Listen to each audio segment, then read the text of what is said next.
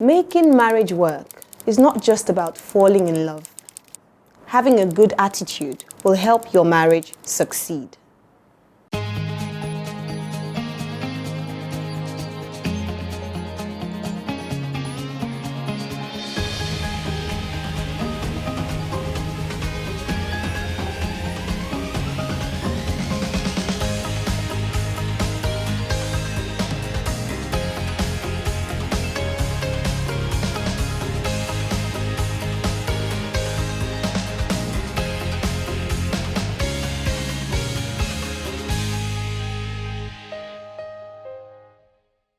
According to Wade Boggs, a positive attitude causes a chain reaction of positive thoughts, events, and outcomes. End of quote. Therefore, we can also say that a negative attitude would cause a chain reaction of negative thoughts, effects, and outcomes. You are welcome to Chapters. And on today's episode, we are talking about the importance of attitude, specifically in our marriages. Do you know that what you do to your spouse can affect the outcome and the success of your marriage? Now, I'm very excited because I have a guest who came in all the way from Owerri to be with us in our studio in Lagos today. And she's written an interesting book that I think is going to spark quite an open and vulnerable conversation. I'll introduce her first. She's Pastor Eno, a resident pastor of the Refreshing Point, which is an expression of the Streams of Joy International Church. She's married to Pastor Eze Jerry, and they've been married for almost 10 years with 2 beautiful children. But she wrote a book that I think is quite an interesting book with an interesting title called I Almost Ruined My Marriage. Pastor Eno, thank you for being on our set today. I'm excited to be here, actually. I'm excited to have you here. When I saw your book, all I needed was like the title. I saw the title, but I was like, Okay. First things first, a Nigerian. Yes. Wrote this kind of book. Mm-hmm. And then you added my true life story. Tell us about this book. Give us the backstory into this book. This book actually came from the place of prayer. I actually, before now, I've written about 3-4 books. I haven't published any yet. Interesting. Yes, so I've just been writing, but I haven't. So you're a writer. So we're all writers. Yes, You've been expressing, you know. And there was an afternoon I was praying and I asked God, I wanted to write something that He would want me to write, and He should tell me what to write. And I want something that would be easy to write. So that evening, surprisingly, my husband came back that day and he said that God just dropped it in his heart that I should write a book about my marriage, about my own experience, in marriage, so. And it just, I was just like, okay, I actually, just prayed a prayer and this, because we didn't have that conversation. Yeah. So I went back, and that was how the title came, because it's actually my true life story. Everything I said in the book is what I did. And you said very deep things, Yes. and you revealed very raw things that we don't like to talk about yes. in this part of the world. Yes, and that was one of the challenge, initially, because if in this part of the world we don't like telling our stories, because not because maybe people want to tell their stories, but because of how you think people will perceive, exactly. they'll perceive you and what they will say or what they won't say. But because I knew it was God that was telling me to write the book, I wasn't really interested in what people would say or what they wouldn't say. And also considering that a lot of marriages are going through, when you sit on the counseling table and you hear what's going on in homes, totally. You just know that, and when you're trying to explain to them and tell them, oh no, you can do this way, they'll be like, you don't understand, you don't understand. So, and at that point, I can't start telling them, okay, no, but I have been there, I've done. So, but this book is now like, okay, I have done these things, and being a pastor's wife, so it's even, so you're there, everybody sees you like one and perfect, you're such a saint, so that all of that, was all I had to think about. But sincerely, I wasn't bothered, because I knew God said I should write the book. And the day I finished writing this book, surprisingly, that morning I was praying, and God told me that I must finish this book that day. That there's an urgency in the spirit for this book to go out. And He started telling me a couple of things that will happen after I finish writing this book, what He was going to do through this book. and sincerely, All those things have happened in such a short period of time. Yes. Fantastic. So let's go into the content of the book. So the book is obviously about the fact that you had a bad attitude going into marriage. Yes. You had anger issues, respect issues, unforgiveness issues, and all those things, and how you express that bitterness. And as women already, we have a mouth issues. Depending on how you use it matters. Yes. For those that haven't read the book, give us a background into why you said you almost ruined your marriage before we then go into the concepts of the book. Okay. Because, you know, when you get married, and I got married at a young age. Yes, so you said you met your husband at the age of 19. Yes, I was 19 when I met him. We went out for 5 years before we got married, you know. So, and the home I came from had a role to play with the way, you know, I became, you know. So I grew up in a home where, you know, you see your parents fight, you know. So, and I never knew that, you know, like my mom, maybe you say, was hot-tempered or anything. It's after I wrote the book and I was telling her what I wrote, because they saw it on Facebook. How did your parents? Oh, they saw it on Facebook, and they're like, what did she do? You know, that kind of. So my mom now, you know, calls me on the phone. Even my dad called me. My mom calls me on the phone, and I start telling her that, you know, what's the content of the book. And she said, well, it's really true. If it's going to help another family, actually, when, you know, those days I used to be very hot-tempered, you know, and I never knew my mom was hot-tempered. You know, as children, we just saw them fight. I just thought that was just how, you know, it was. Yeah, that's how it was supposed to be. So I grew up, you know, with that, you know, that's how things are, you know, are done. That it's only when you start fighting physically that's when things resolve the matter. You know, and that's when things have gone too far. But you can shout, you can get angry, you can, you know, raise your voice. So it was a normal thing for me. So my surprise was when I got married and it all became an issue, and I'm like, I've been like this all these years. Everybody loves me the way I am, so why is it now a problem? You know, so that was me. You know, that was what formed the book. So basically, it's just me sharing my experiences. And you know, another thing was that I loved going for marriage classes, relationship classes, you know.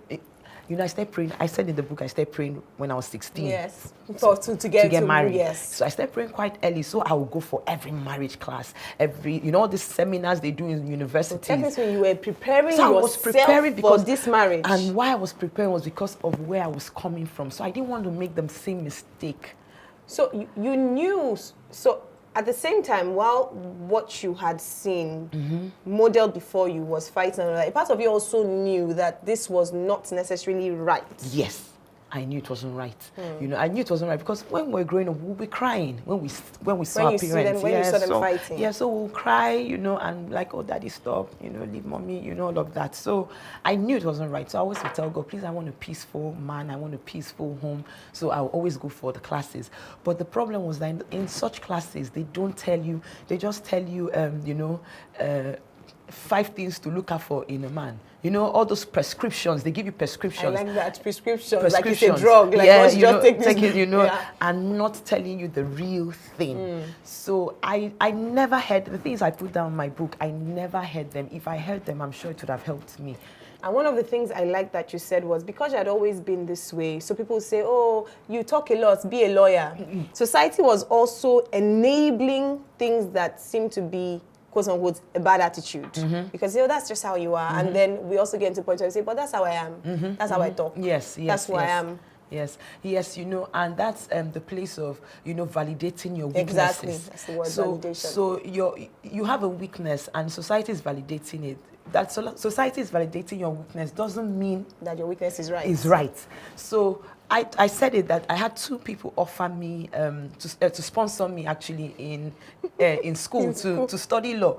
One was before marriage, the other one was while I was married. So imagine I'm in a marriage and my husband is complaining and someone is telling me, just go and study law. I'm going to pay. Well. You can, you know, because I could argue. So when I argue, you can't win me in an argument. And it's not because I'm arguing with facts, but just because I won't give up. So you will get tired. So you might even be wrong, but you're arguing in that wrongness. Oh, yes. And you will get tired, so you will back out. And I'm like, okay, I've won. So it was always about winning.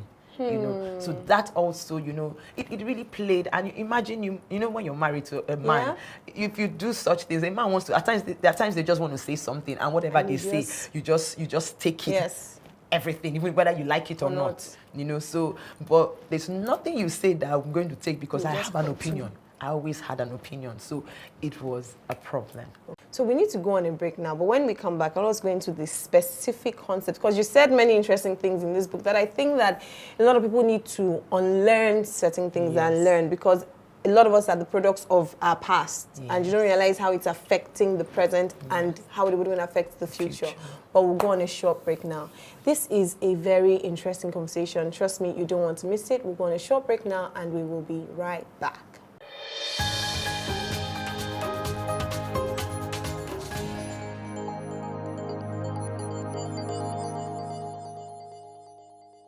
You're welcome back to Chapters, and today we're talking about attitude in our marriages and the effect that our attitude can have on the state and the success of our marriages. And with me is Pastor Eno, the author of the book, I Almost Ruined My Marriage. Well, let's go deep into the book, like I said. And one of the first things you said was the fact that you had anger issues, which you then took into your marriage. How did that affect the relationship between you and your husband? How are you manifesting your anger issues in your marriage? Okay, I did different things, and I'm going examples, you know, because I usually would be very angry, so at times I would, you know, the problem is that when you're angry, you don't even know what you do. You forget. People that are angry forget easily. It's the people those that you did it to that will remember the things you did. That's true. So there are a lot of things that I did that I can't remember, but you know, like when I discuss my husband will tell me, and I'm like, no, who does that? I'll even tell him who does that. I couldn't, you know, because now I know I can't do that again. But I can remember when we got married, the first week we got married, then he was working with United Nations. Yes. And he went to Abuja. He said, let's go to Abuja together. So I went with him. And for some reason, you know, he left, he went to work. I really don't even know what my problem was that day. You know, maybe because he left me in the hotel and didn't probably maybe plan on how I'm going to eat, or I really don't remember. I can't remember what it was that was upsetting me, but I know it was just because he left me and he didn't call. Maybe he didn't check up throughout the whole day. So, you know, as an angry person that I was already boiling, and I was just waiting for him to come back. So when he came back, the look on my face alone would have told him that there's already a problem. And I started nagging, I started complaining. There was nothing he could tell me that could, you know, pacify me. I just kept complaining and complaining. And at some point, he just went and sat at the corner, you know, like in a hotel where the bed is and the phone. He just went there, sat there and started crying. And it was when he started crying that I just discovered, okay, maybe I've taken it too far. I'm like, oh, and he said, oh, I'm sorry. And this was because the first week. This was just our first week in marriage, you know. Things like, you know, like this one, he told me, you know, that I did it. I can't remember I did it. He said he could remember one of those days. Still the first, you know, that first week, you know, first week of our marriage. And I was so upset, you know, and I broke the plates in the kitchen. Wow. You know, I got so angry, I just entered the kitchen and, you know, shattered plates. Sincerely, I can't believe I could do that kind of thing, but I did it actually, you know. Or, you know, things like that, you know. I usually would get angry, I would bang the door at him, so he'll be talking to me and you said you would walk out. I'll walk out, yeah, when he's talking to me, I'm like, I can't take this anymore, you know, it's getting, so I'll just ignore him, walk out, and I'll make sure I bang the door. So these were the kind of things I did. And I don't think there's no man that will want to feel that way, because it also communicates disrespect. Yes, which was a chapter you wrote in the book as well. Yes, so I talked about disrespect, things I did, you know, to show that, you know, I would, okay, you were talking about anger, now we have moved to disrespect. You know, so maybe I'll use, there's this thing that they say, I don't know how to explain it, but I try to explain in the book, you know, when you use your nose and you push it up, you know, when someone's talking to you. It's called yimu. Okay, okay. So you just use your nose to, you know, do like this, you know. So he was talking and I'm like doing all of that to him. In front of him? In front of him, oh, right in front of him. So he sees it. Yes, yes. So, he sees it and he complains, and I'm like, oh, I'll give an excuse for why I did whatever, did that. And disrespecting him, I didn't just do it, in secret. I disrespected him in the public. I could talk to him anyhow in front of people. And my husband had always been a pastor. Not like I knew him as a pastor. So you can imagine, that kind of, it was even people, that I knew, maybe like older women, that would tell me, no, you don't talk like this in front of people, and all of that. And yet, at times I couldn't even understand what they're saying, and I'll be making excuses for why I'm doing what I'm doing, So this really ate deeply into our marriage, and it really affected our I'm sure that it, in fact, one of the things that you wrote here, you said separation between spouses isn't only hinged on immorality. The seemingly little acts of anger, unkindness, wickedness, disrespect, dishonesty, lies, deception, envy, jealousy, etc., which couples express towards each other, are very strong weapons the enemy uses to break the home. Yes. And so those things, sometimes people think it's just adultery, but it's just these little things of disrespect here, you speak somehow there, and especially when you feel you have a right, because sometimes it's because some person has done something. Yes. And so in reacting or in responding to that, you really feel as if you're standing on your right. And so you can't tell me any rubbish, you can't tell me any wrong, and you continue to do these things. But for you, how did that then lead to, you talked about bitterness in the book. Did you bring bitterness into the marriage? Or was it his actions that then led to, and all of this that then led to you then becoming bitter? What I tell people is that bitterness is the elder brother of anger. So if you're an angry person, if you don't deal with your anger and you allow it linger, it turns to bitterness. That's just what bitterness is. Anger that has not been dealt with. So I was that person, but I didn't know that I was that kind of person until I got married. So, it's like when people offend me or make me upset, and I don't maybe like tell them, and I just I cook it in my heart, and it's there. So it just keeps growing, without me knowing. Then I'm just bitter, about, I just become bitter. And it was my husband that started telling me that, see, you're a bitter person, you're a bitter, No. And I'm like, no, how can I, Because in all of this, you were born again. I was born again. You were born again, Spirit-filled, tongue-talking Christian. Oh, I was, even in university days, I was in intercessory squad. So we used to go to the village outreaches, go and do evangelism, do dry fast and prayer all night. And you still had this so kind I of had all this, with me, When did your eyes begin to open? Oh, when my eyes began to open. Wait, how long, before I said that, how long did you then do this for in marriage? For like how many years or months or weeks? This actually, like this book, I've been married for over 10 years. So my change just started not too long ago. Wow. Yes, it just started, let's say, in the 7th year. That's really, so you can imagine how long, because I see people that will even tell me, oh, I've tried 3 years, 4 years, it's not working, I don't think it could work. At times, it takes even longer, because the only time change can come is even when the person realizes that the person has a problem. Exactly. So it depends on how long it will take you to realize that you have a problem. Yeah. So for me, when it happened was when I just figured out and saw how I was ruining, because actually it's ruin. The word ruin, yes, it's catchy, but that was what was happening. When I discovered what my actions, or inactions was doing to my marriage. Yeah. So I just figured out, like the Bible say, a wise woman builds her home, a foolish woman tears it down. And I actually said in my book that, the foolish woman, you don't need anybody to help you. You can do it all by yourself. You can actually tear down your home by yourself. Because the things I didn't have the influence of, you say, like a friend or a type. This is just who I am, and that was who I was, who I was, and its impact. So I just discovered that, at some point my husband stopped talking. He said so. He became distant. He became distant. He would laugh with other people more. He won't laugh with me. You know, and you're thinking, okay, your husband should laugh with you. The person is not even looking at you. You can come into a place, he wouldn't even notice that you are there. You know, unlike before, maybe when you enter a place, you know, when you know how the person treated you before. So the person treats you like a queen. As soon as you come, you know, he wants to announce that my wife is here. He wants to take you everywhere. You know, he's just excited. Then, you know, there's this light in the eye, you see. Then all of a sudden, there's no light. No light. You know that trouble has come. Trouble, you know. So the person doesn't just, you know, just when you just know that someone doesn't really care, you know. And, you know, because he wasn't talking about it, so as in talking in the sense, he wasn't telling anybody. So it's not as if he will report me to anybody.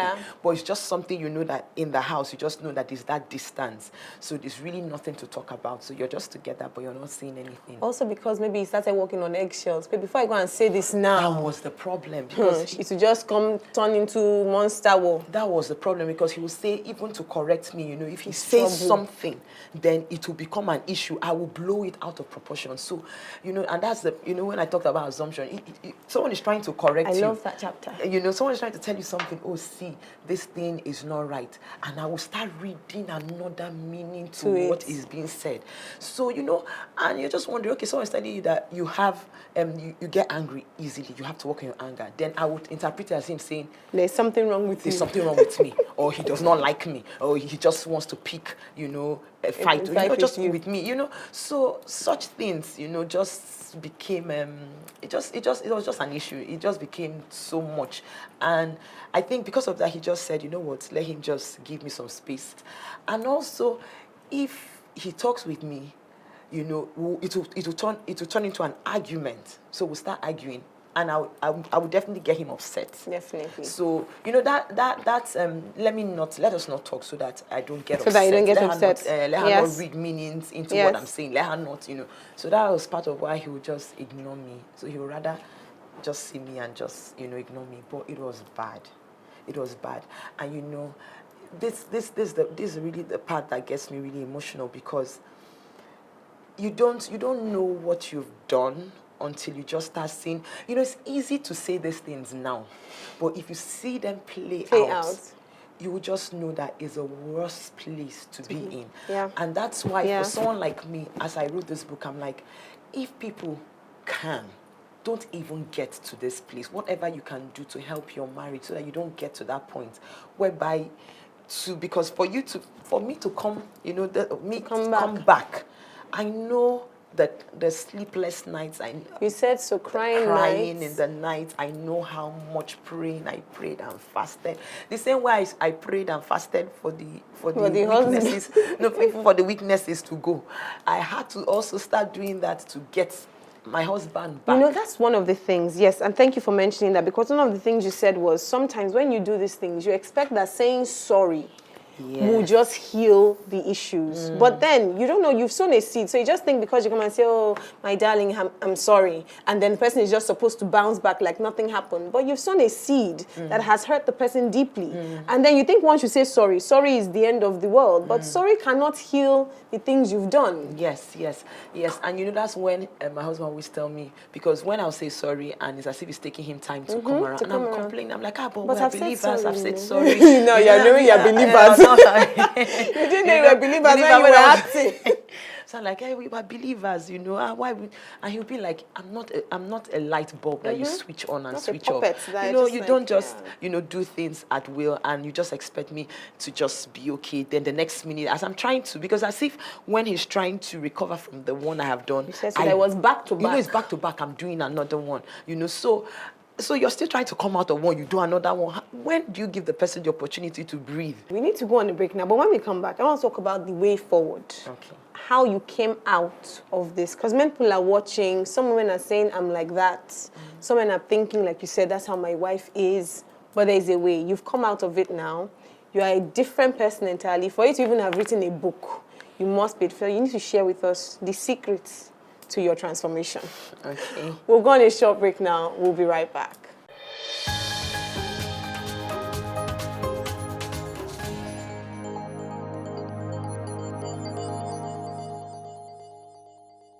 You're welcome back to Chapters, and my guest is still Pastor Eno Jerry.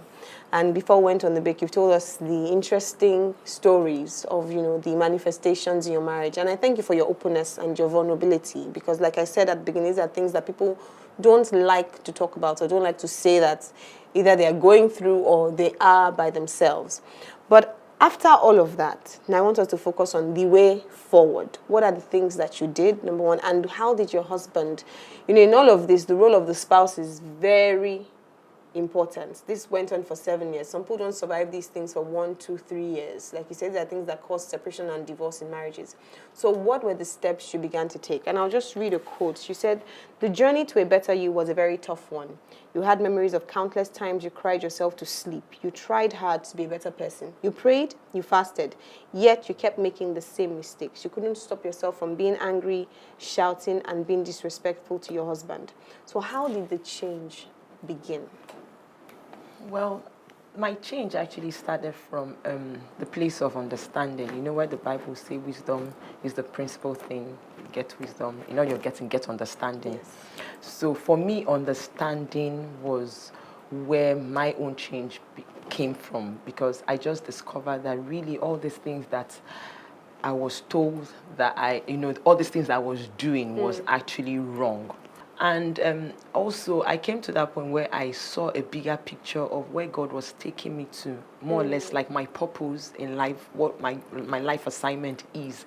And in order to fulfill whatever it is, whether it's in marriage, having a peaceful home, there are things that you can't do, as in there are character flaws that you shouldn't or emotional baggage. Yes. That's the word. Emotional baggage. The emotional that you shouldn't carry into the marriage. So those are the things that I had to, start to let go. So for me, one of the ways that, it was the praying. I prayed about it, like you read. I kept praying and asking God to help me, because the thing is, especially, I don't know if you're not an angry person, you wouldn't understand what anger can do, because even when a person resolves in the heart that the person doesn't want to do it, when you go out, it's as if that's the day. You said it, that there's some days that before 12 noon you've already, all your resolve is just going to the trash, because you just see yourself exhibiting those things that you actually prayed and told God that, say, I'm not going to do it today. So practical things were just like, and my husband was very, in fact, helpful. I think if people have spouses, whether husbands or wives, like my husband, I think marriages will actually fulfill a heaven on earth, as in if you want a heaven on earth kind of marriage, because I stretched him, but he was still there for me, So, like I said before, I said he never went out to report me. He didn't go out to talk. He said so. Because my dad didn't know all this. So my dad was even wondering. That was until you wrote the book that I was like, your parents knew. So was something going on? So he never, bad-mouthed me or talked about me, but he would tell me, he would always call me and tell me ways to handle anger. He would say, see, if you are angry, don't speak. Learn how not to speak in anger. Just, so I said very practical things. Maybe even if someone is saying something and I can't understand, I'm listening to understand, not to give a response. To give your own response. Just finish your answer. And my facial expression, because if I'm angry, my face will tell. So I also start monitoring my, when you're talking and your face is changing now, you just start deliberately smiling, even if you don't do smile. So initially, it looks as if you're pretending, but it's just a way of dealing with your emotions. These were the things I started doing. And they're very practical things, which is what I liked, because there's a place of prayer, like you said, but a place of then doing practical things. We can't just pray alone. We have to do practical things. So after you finish praying, then the grace is available. Then also that place of that still small voice. There's a still small voice when you're angry. That voice speaks to you and tells you don't say anything. Shut up now.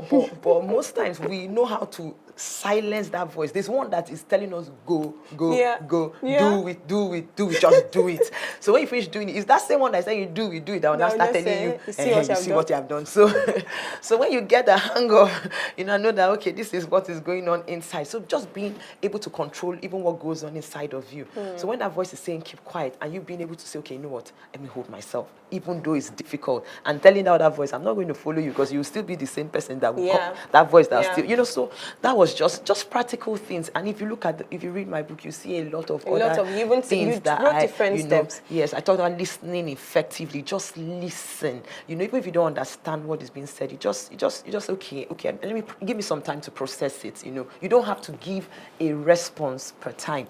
Then also, you know, I talked about the place of pride. I talked about pride, and what I said was that most times, and it also is still linked to anger. Yes. So at times you don't even know it. It's important you know where your anger, what causes you to get angry. The root cause of the anger. I talked about that, because for different people it will be different things. Yes. But a lot of times it's pride. And why do I say pride? Most times when we get angry because we think this person shouldn't talk to me like this. I shouldn't be talked to like this. I shouldn't be treated this way. So it's what you think or feel about yourself. That's what that you are showing. That you show. Yes. So when you come to that point whereby people can talk to me anyhow, they can treat me anyhow. And you're not trying to be right. You're not trying to be the one that is correct. Correct.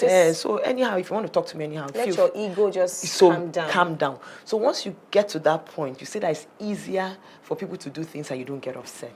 So these were the practical things. Fantastic. You talked about the role of your spouse, and I think that's also very important for anyone watching. And this is not about just the women, because this can either be it can be the man in a relationship that has these issues, and the woman is on the receiving end, and it can be the woman like it was you and the man on the receiving end. But what the spouse does is very important. And you said here that the spouse that you are disappointed in today could become a reference point for change and transformation if you don't give up on the person. Because many times we give up too soon. Yes. And I know that it can be difficult. There was something you said, there's an uncommon frustration that comes with waiting for change, especially when you're not the one who needs to change. So you're looking at me wondering, why can't this woman, why can't this man just change? But the point is, the spouse should just hang in there, and help them through the process. How did your husband handle some of those times when you then started changing? And, you know, how was he sometimes helping you during the change, wondering, is she really changing for real? It was difficult for him because he has seen me, you know, it's like for years you've seen the person doing the same thing. Yes. So even when, you know, even when I'm being very sincere, like in my conversation, I just want to just talk and not to argue or to make a problem. He already builds a defense, because that's the thing. There's just this defense that comes up immediately. Because he's also trying to protect himself and his emotions. Yes. So he just puts that defense on, and I'm like, no. I've changed, and you're telling me you're looking at you, is it to see you? So it's part of the difficulty, as in there are places you don't want to get to, because how do you now convince a person that you've changed? So at times I would really, because I used to be very strong-willed, and I'm very independent as well. There are just too many things. So there are things that if I do, you know, it will just make him know, okay, this is different. So at times I could actually even go all the way to like kneel down. You know, I'm just like, you know, because if I should kneel, it means even he himself, you know, this is serious matter. Yeah. She's not a kneeling kind of person. So there were things I had to now start to do just to make him, and even at times I will cry. As in, just cry, please, sincerely. This conversation now is not the old me that is talking. Please, just believe me. So you see me begging just so that the person will understand me. He had to start learning to trust me again. That's just it. Was just a journey of trusting me again. And you know, there's something he always used to tell me that and that's for any spouse that is going through this. You know, he always would tell me that, you know, that what he started doing was that for every time I did these things, it helped his relationship with God. That he just focused his attention on God. So for every time I give it to him, he just goes back. And sincerely, my husband was growing that period. And you know, it's as if he was just having a good time. Because you know, when you're with God, things don't even, and you know, he just knew how to separate the emotions. So whatever I'm doing, he would just find a corner and put it there. But he was just growing. And like now, people will tell him that he's such a patient person. There's nothing that can happen. I have been through the fire. And he tells them that God used me to teach him patience. So most times as spouses, the things we go through, it could just be God also teaching us something, because at the end of the day, there's true. something you will learn That's as true. well. You come out a better person That's at the end of the day. So it's not just about even the person that has the problem. You too, you need also to go also through go through. some changes in the process. So also see it as a reference, a point of change for your life as well, not just thinking there's something wrong with this person. Yes, because even if it's self-control, the place of endurance, the fruits of the spirit, Long-suffering. you long suffering, you will now learn these things to love and really love despite what is going on. So whichever way, whoever, whether it's a man or the woman in the relationship, if the most important thing is that you're there for the person, you keep correcting, but you correct in love. There's a problem too. At times people don't even know how to correct. Yes. It's not about, some people, their own is just to confront and say, you are wrong, you're wrong, you're wrong. And you're not even telling the person a way out. So for him, he's telling you are wrong, but he's also telling you, this is how you can be better. Yeah. This is what you can do, So it's giving you, correcting and giving you at least solutions. Certainly. Yes. Wow. We could continue this conversation for the next 10 hours, but we would not be able, because like I said, it's one of those hot topics. But it has been truly, thank you for writing the book, for being open, and for just truly, you've opened a door for men people to just, share their burdens and pour out their hearts. But where can people get copies of the book? It's on my website, enojerry.com. Okay. You can get either a soft copy or a hard copy. Okay, so it's available, soft copy as well. Soft copy as well is available on enojerry.com. Then you can also get on Amazon US or Amazon Fantastic. UK. So all over the world. So yes, it's all everywhere. over the world, yes. And then if one goes to, on my website, you could also see like cities like Port Harcourt, Lagos, places that people could pick it up from. Thank you. Thank you so much. Did I mention you came all the way from Uwiri? Yes, Umuahia, actually. So thank you, Umuahia. Yeah. Thank you for making this. It's further down. For making this sacrifice. Thank you very much. Thank you for having me. Thank you. Wow.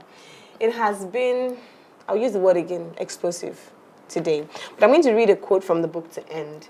And she says that it is important to realize that if you can tear down your marriage through negative actions, then you should also be able to build up the same marriage through positive actions. Regardless of if you've watched this episode and you're thinking whether you fall on the negative side or you're thinking, oh, the matter has become so bad and so broke, nothing can be fixed again, all of that is a lie. She is a testimony to the fact that change is real and change happens. If you are the one in this situation, please realize that change is key. If you are the spouse at the receiving end, please be patient and help your spouse work through it. Whatever you think that is so depressing today would also be the thing that can be the source of joy tomorrow. I want to thank you all for watching Chapters today. And remember, it is not just about what you know, but what you do with what you know. Thank you for watching. Until the next episode, God bless you.